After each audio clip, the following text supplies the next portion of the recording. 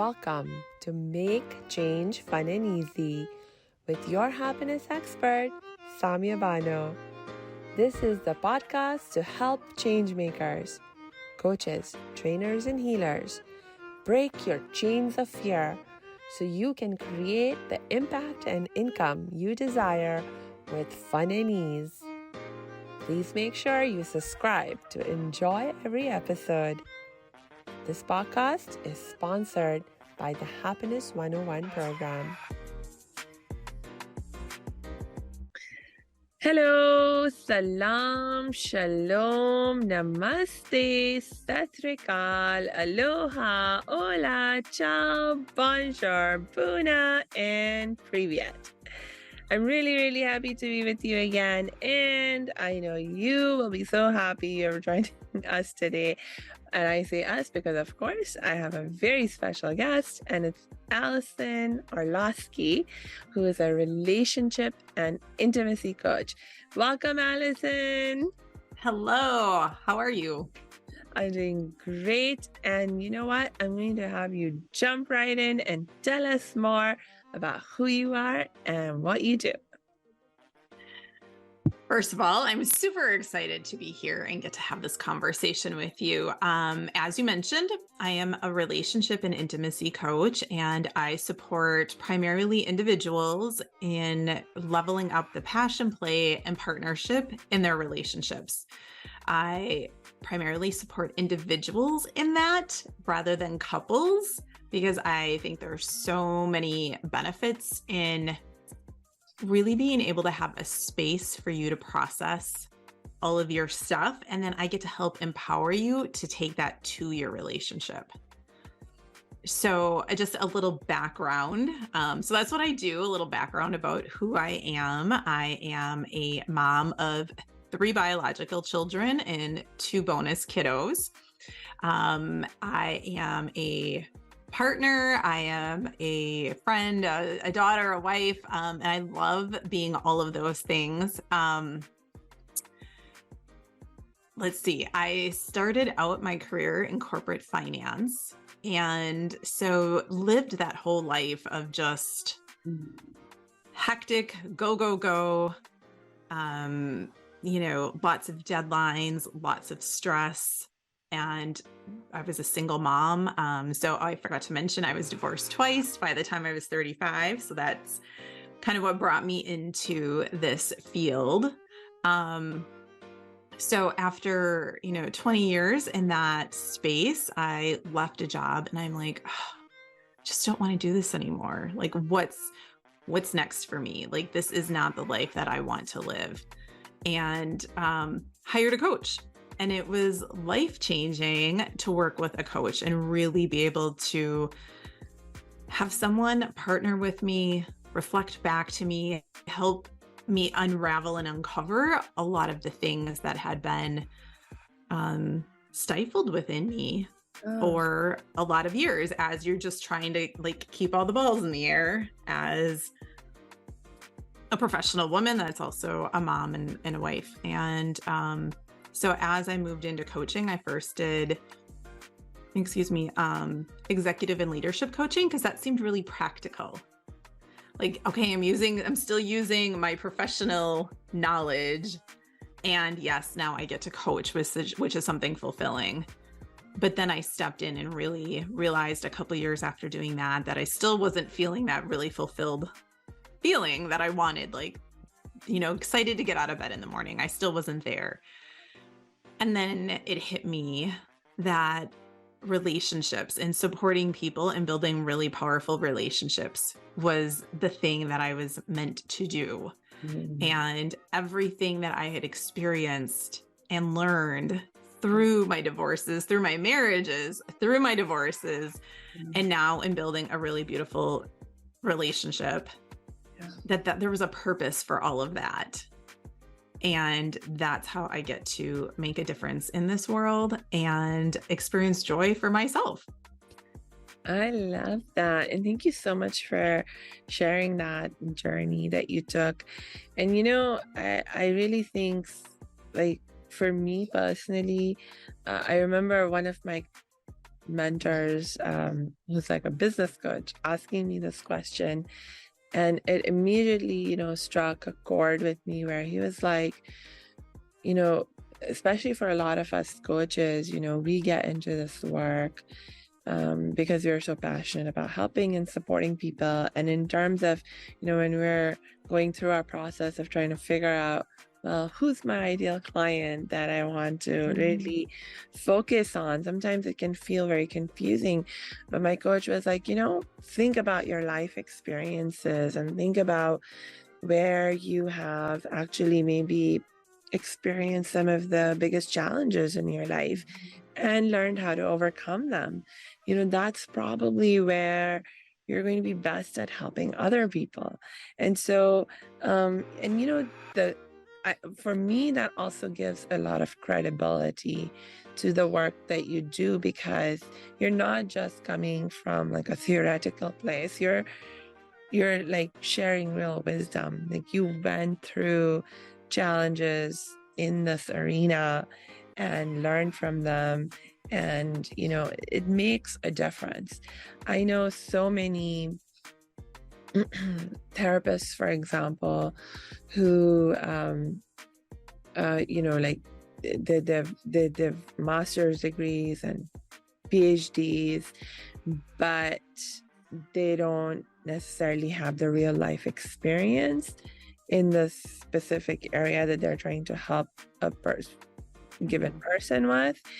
And it makes a difference. It absolutely makes a difference, because I've been on that receiving end of trying to get help from someone that is a professional and supposed to know what they're doing, but they're missing that real life experience of what I need help with. And then, it's just sometimes, it doesn't always create a disconnect, but it can, so. Yeah, I agree with that. The relatability is powerful, because you need to feel safe to be really vulnerable. And if somebody doesn't get you and can't relate to what you're going through, there tends to feel like there's a lot of judgment around it. And that doesn't make people feel safe. And I can absolutely relate to that experience. As I was going through my coach training program, we were assigned coaches. And I did not relate to my coach at all. And it was a gift. I was frustrated in the moment. I wanted a different coach. But this woman in particular, she was a great coach in a certain way. The relatability wasn't there. And she didn't have children, and I had children. And there were things that, well, it's not that important, or that won't traumatize them. And I'm like, well, no, but it might traumatize me as a mom. Like, if I don't get to be present for those experiences, like, this is what I work for, that I get to be there to celebrate when they play their sports. And I get to witness that when I'm taking them to all of these practices. This is my reward, is getting to experience that. And if you can't understand and relate to like that, it's not going to traumatize them, but that's not the point. Right. Yeah. So that was just an example in terms of that relatability and feeling safe. And then I didn't feel safe to like go deeper with her or share, because then it felt like, well, you don't get it, just as you said. Yeah. And so, I think, going through all that I went through a really messy divorce. I went through, with somebody that like we were in court for years and years and years. And then I was in a very amicable divorce where we co-parented and co-parent in a really healthy way. I dated in my mid-30s. I've blended families. I've done all of the things. And so that's what I hope that people, when they choose to work with me, that they get a sense of safety and relatability, and that they're not being judged by how it went. Because I also know I was a really good person, and I still ended up with 2 divorces. Just because you're divorced doesn't mean you're a horrible person. And I think there's some of that stigma out there. Yes. Oh, thank you for bringing that up, because that is so true. And that's, I think, more true in some cultures for sure than in other cultures. For example, in our Indian Pakistani culture, by our, I mean my, My Indian Pakistani culture, divorce is like such a big taboo, especially for women. It's like the men can go do whatever they want with their lives, mess it up in all kinds of ways, but society forgives them. But a woman who has been divorced, there's huge stigma around that. And, I can't tell you like how much drama gets created if she wants to get remarried or enter into a new relationship is just really really not good. So that makes me think about my first question, and that is like, what in your experience or like some of the, or like maybe one of the big reasons why people might have relationship struggles, even when it's good people on both sides. Hey, thanks for tuning into this episode. Hope you're getting value out of it. For your information, this episode has been sponsored by the Happiness 101 program.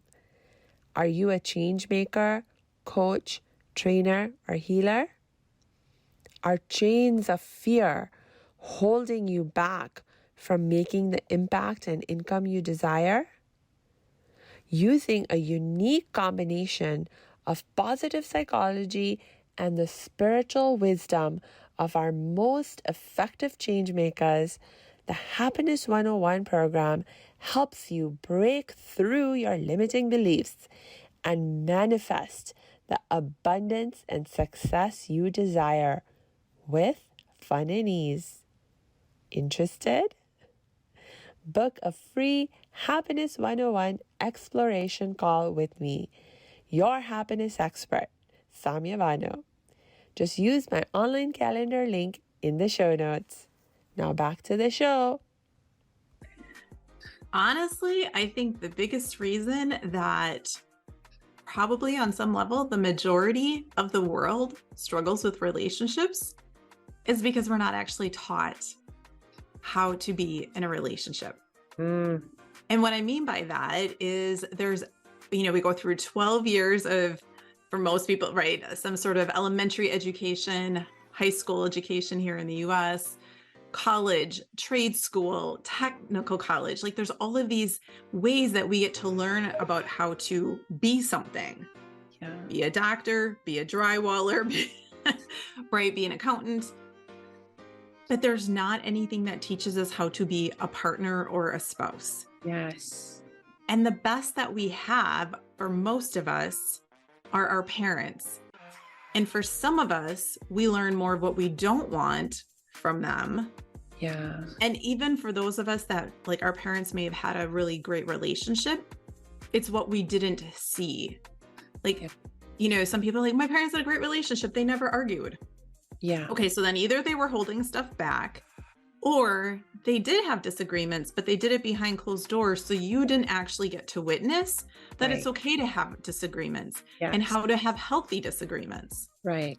Right. Or talk about finances or have conversations about intimacy and sex, like those things that all play into a really powerful relationship. Yes. Yes. So, man, that's such an excellent point. And I am so much in agreement with you. Because, as a happiness expert, when I think about like, why are so many people struggling with their happiness? And a lot of that, does relate to our not being able to have healthy, happy relationships. I also think it's because of that lack of education. It's like, who's actually teaching you and when about how to be happy, how to have healthy relationships, how to have, healthy communication in your relationships. And, it's like you just get expected to absorb somehow through a life experience the learnings about these things. But What if you don't have healthy models? Especially that can be a huge challenge. But even if you have healthy models, like you said, you can't always figure it out just by, being there. Like Right. sometimes you need explicit teaching. Mm-hmm. Yeah, I think that is so, I think it's the missing, one of the biggest missing pieces. And I think, we sit and struggle and suffer, with happiness and with our relationships, right? They're so integrated, happiness and relationships. And I focus on romantic relationships, marriages, but it can be a relationship with your family, with coworker, like all of your relationships. Like our life is a big bowl of spaghetti, right? You can't just like pull out one piece and it doesn't have sauce and meatballs and all the stuff on it. Like it's all intertwined. And so from that place, but because there's also this one, I think that education isn't out there. And that's what you and I are trying to do, right? Is change that. And then also the stigma, like trying to like break down that there's something wrong with me if I need support or help, right? And it's bigger than, mental health is this new awareness that we're creating and we're trying to shift. That getting supported with our mental health is just as valuable. Like, why do we go to the doctor when, we sprain an ankle?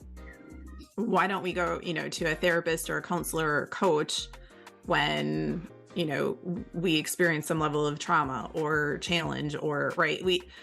There's a different experience or a stigma with that. Yeah. And I think, the opportunity is to like actually be proactive and say, hey, instead of waiting till we're like all falling apart, right? And going to the doctor and being like, there's 60 things wrong with me. Yeah. We don't think anything about going to college. That's so normal. Everybody goes to college. What do you mean? You don't know how to be a doctor? You have to go to college to be a doctor? Says no one ever. So to really, right, like on this proactive side, like, what do you mean you don't know how to be happy? Yeah. What that feels like, what that experience is, how to make it happen. Mm-hmm. Indeed. Like, the majority of people in this world, I would not say would classify themselves as happy. Yeah. Right? Or that their relationships, I mean, in the US alone, 50% of marriages end up in divorce. And how many more people are just sitting there suffering, unwilling to get divorced, right? So what's the percentage of people that are actually in great relationships? Right.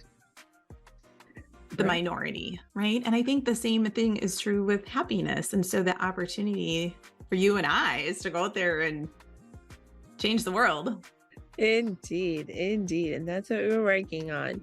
So, okay, so we have a problem that we have identified in terms of lack of education. And really, I love this problem because it's a nice problem to solve. It's like if lack of education is the problem, guess what? There's lots of education out there. Or people who have that ability to help you get that education and so forth. So it's a nice problem to solve. And so when you start helping people solve this problem, what's one of your favorite lessons to teach them? Ooh, there's so many good ones. I think, if I had to pick one, I think one of my favorite lessons, because it's an empowering one, is ultimately, and this is how I put it, double down on your self-worth to level up your relationship. Right? And that ties so well into happiness, right? That when we can understand our own value inherently and we can love ourselves, and that can be a whole nother conversation, because I know self-love, like everybody hears the idea, but what does that really mean? Yeah. So we can talk about that another time. But when you can fully love yourself and understand your worth for yourself and take care of and know that you're worthy of having your needs met and taking care of your needs, it creates a standard that other people that you set for yourself of how you will be treated. Mm.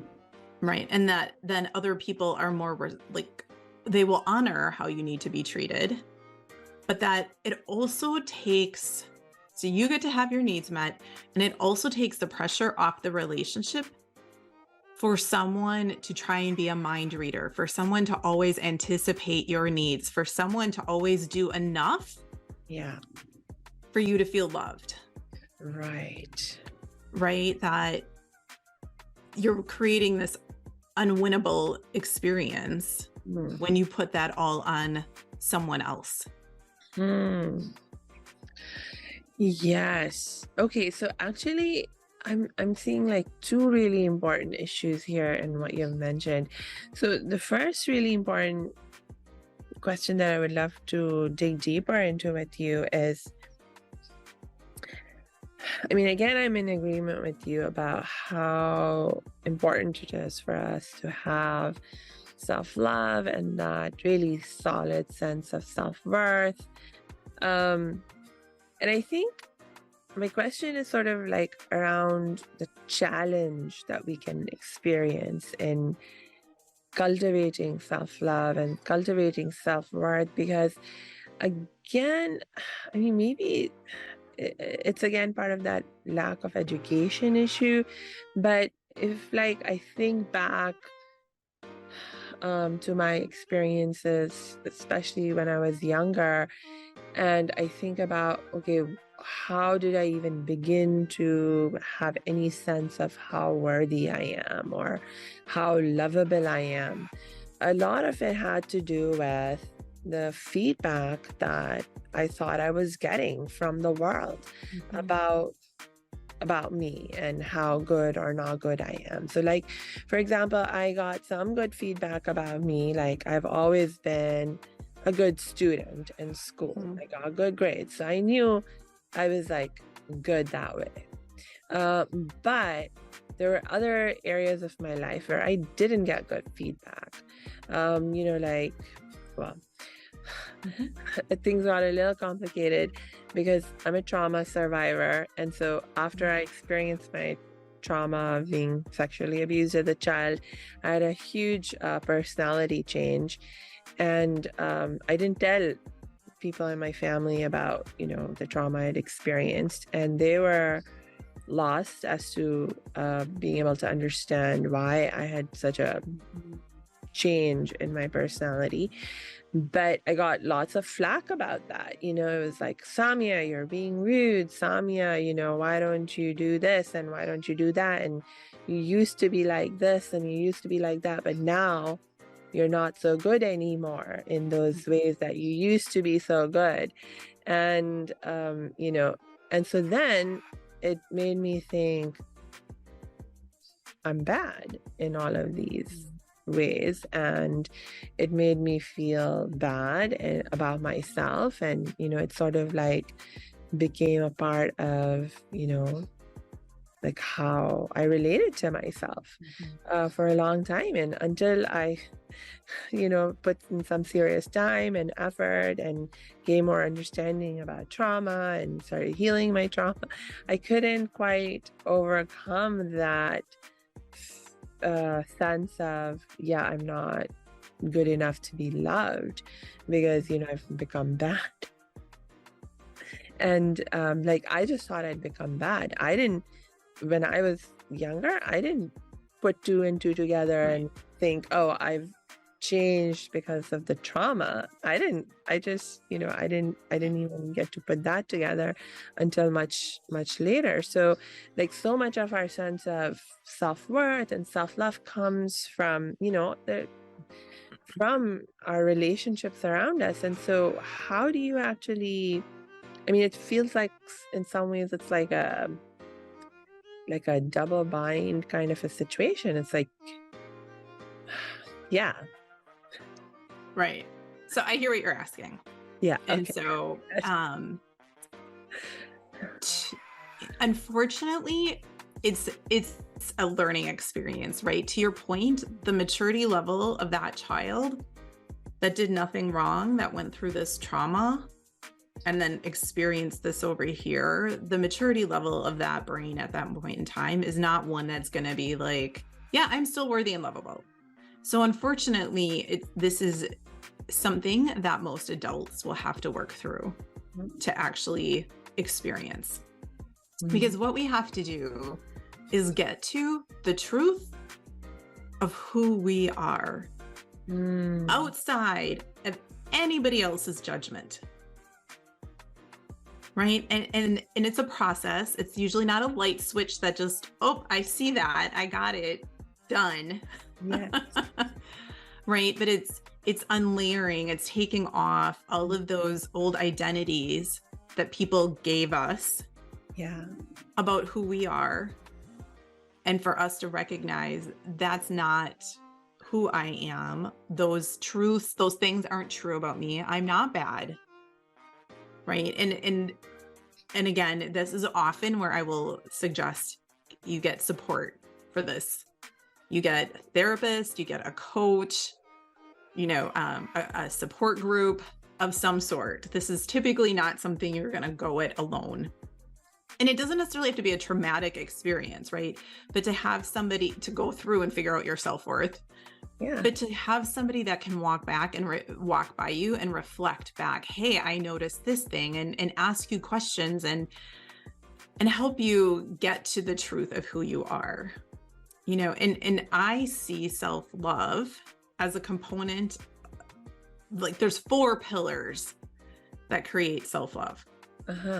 So, because a lot of people think of self-care as self-love, right? Okay, if I go to the gym, I eat healthy, I meditate, journal, whatever. Yeah.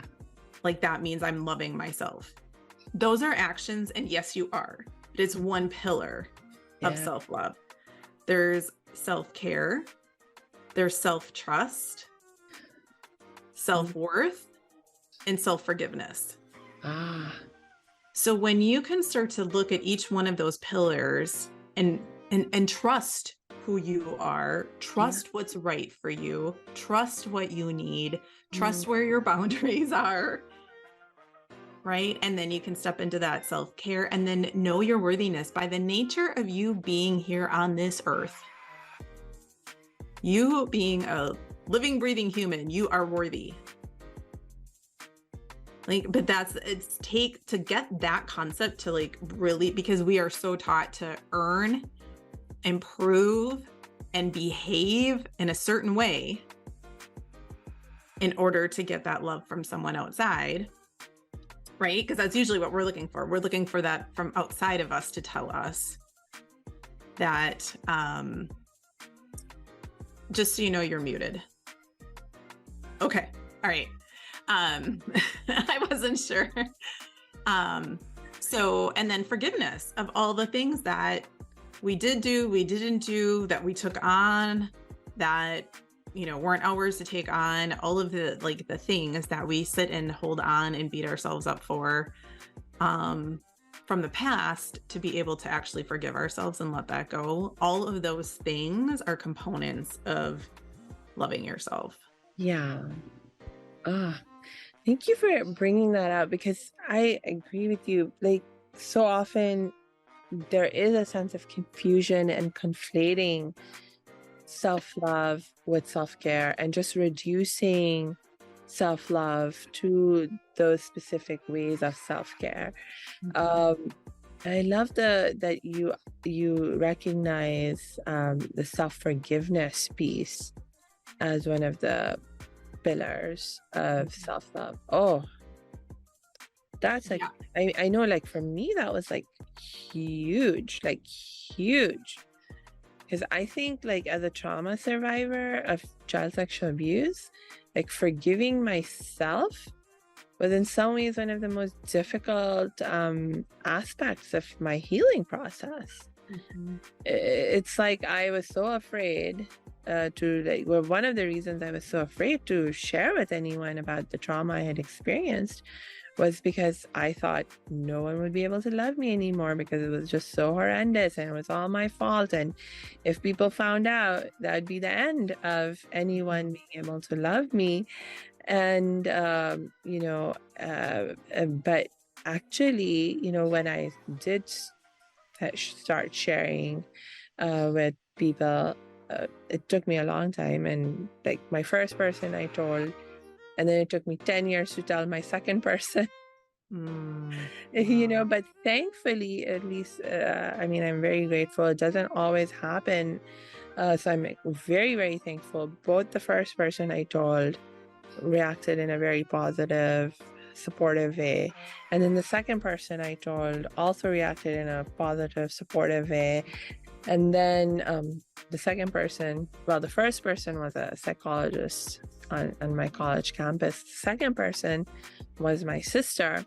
And then thankfully, after that, things got very easy, much easier for me in terms of telling people, because then I just asked my sister for help. And I was like, you have to help me tell the rest of our family, because I can't do it on my own. And my sister is this wonderful, brilliant, she's my relationship expert. And so she helped me manage all of that in a way that I think actually, like, for example, when I shared what I had to share with my parents, of course, you can imagine how shocked they were and so forth. But thanks to the guidance I got and the support I got from my sister, it became so much easier. And for me, that was like so eye-opening that, yes, some of these worst fears that I had were just, in my imagination. And really, it wasn't even like my parents were like, oh, we forgive you. No, they were like, no, it's not your fault, Samia. We see that. So there wasn't the issue of them forgiving me, didn't even come up. And so it was like, oh my God, it's just me. I needed to forgive myself. Yeah, those are life-altering experiences, right? In all of the ways. The trauma was life-altering, and then holding on to it, and then, even sharing and realizing that, how our ego takes over, right? Thinks it's keeping us safe, tricks us into think that we're safer in that place than being really vulnerable and open. And that the greatest gift you could give yourself, right, was sharing that and saying, this is what I need, and I matter enough that I don't have to carry this anymore by myself. Yeah. Right. And it can feel super scary. And that's why I just thank God for your sister, right, that you had support. Because it doesn't mean that we're supposed to go through this life. Like, to know your own needs does not mean you need to provide all of your own needs. Just knows you need to know them so that you can ask for support and help. And that you were able to change your life is my hunch, right, from what you shared, and be able to move into this space that you can talk about being a happiness expert. That's right. That's right. Right. Yeah. Yeah. So you're a beautiful example of what it looks like, because there's levels of self-love. It's not either you love yourself or you don't. Yes. Right. There's a spectrum, and it may ebb and flow depending upon what's going on in our life. And, and the new thing, right? Like, I shouldn't say the new, but maybe I'm in a really good place and all of a sudden I put on 30 pounds, all of it, like, and it might seem like I'm really hard on myself and what's going wrong. Right. And that just is challenging us. Yeah. To step into a new level of self-love, because it might be self-acceptance, which is a part of self-worth. It might be, I need to step into more self-care and like take more time for me. Right. But those places are just challenging us, but we kind of go here and then we come back and then we move, like, that's so normal. Yeah. In that, experience of self-love. It's not a one and done thing. Like, okay, I've got it figured out and I'm done. I love that point. Because, oh my gosh, it actually, so it's like, identify what you do love about yourself, and you can then sort of build on that. And so it's like, I'm sure that, like, even like as I was sharing, even in my old days when I had lots of issues with myself, I knew there were some good things about me for sure. Like, I knew I was a good student. So I hope everyone can find something and identify something in themselves that they can be like, yeah, I know this is good about me. You know, so then it's just, I love that. I love that. Okay, cool. So any other tips or thoughts or ideas on how we can, or like lessons that you love to share with your people and now our audience about how we can just love ourselves more and better? I think from the place of loving yourself more and better, we talked about the pillars. Yeah. And I think just as part of the self-forgiveness, and it's a flavor, it's not necessarily forgiveness per se, but I think the opportunity to give ourselves grace, right? We are so hard on ourselves, again, from a place of trying to prove, to be good enough, all of the things. And even on this journey of self-love, we can actually like backhandedly self-sabotage ourselves by then saying, I'm not doing it well enough. I'm not doing it fast enough. I'm not doing it right. Oh, I screwed that up.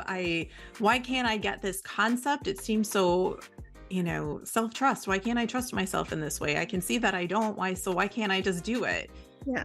Right. Instead of understanding that there's layers to it and that there's things behind it that, again, the intellect might be able to see, but the way that our heart and our subconscious behave and process, that it's not that easy. And it doesn't have to be this hard, arduous, like painful process, but it does need intention and it needs attention, right? Like, I'm not trying to scare people away from creating self-love. But that, sometimes it can be triggering, because if we're wired in that good enough, proving, do it right, perfectionist kind of personality, then that's a tough thing to work on. I hear you. And because this show is about making change fun and easy, so I have to ask you. So I think you already gave us a bit of a clue by talking about giving ourselves grace. Is there anything else that we can do to make this process more fun and easy? I love the mantra. So this is maybe more of a mindset shift, which I know you're like, that's your expertise, but happy is the way, not the result. Right. Yes. Well, like, again, and we always work like, I have to do all the hard stuff first in life. It can be career, it can be taking care of the family, whatever it might be, our health goals. And so that at the end, then I can be happy as the result. And when I personally shifted to what happens if I show up happy now, what's the experience of life I get to have the whole way through? Yes. That is like that mindset shift, say it slowly, Allison, has been so instrumental and impactful for me to actually live a happy life, instead of always waiting or saying it's not enough, or let me just do this one more thing and then I can be happy. To actually like just decide I get to be happy now, and I'm going to create fun in the things that I'm doing. And that, I get to, if I'm cleaning the house, I get to crank music up and, and be silly. And that gets to be as much fun as you can make cleaning the house. But that I get to choose joy in that moment rather than be upset and be like, well, I can't turn the music on, or I can't dance, or I can't have fun until the house is clean. Yeah. Oh, I absolutely love that. And I'm so 100% with you on that. Boom, mic drop, all done. Totally. And now I'm like, oh gosh, Allison, you keep dropping all these amazing pearls of wisdom, and I want to keep talking with you, and we're running out of time for today. I think you'll just have to come back so we can keep talking. I guess so. Oh no, I would love to. I would absolutely love to continue this conversation. Oh my gosh. So that'd be great. Let's do that. And so for right now, I'll go ahead and wrap up for just for today with a reminder to everyone who's listening. Please make sure you check our show notes because we'll be dropping Allison's links in there so you can connect with her and get her help and support and make this process of loving yourself and having healthier, happier relationships more fun and easy. Yay! Awesome. And until we connect next time, I just wish you lots and lots of peace and joy.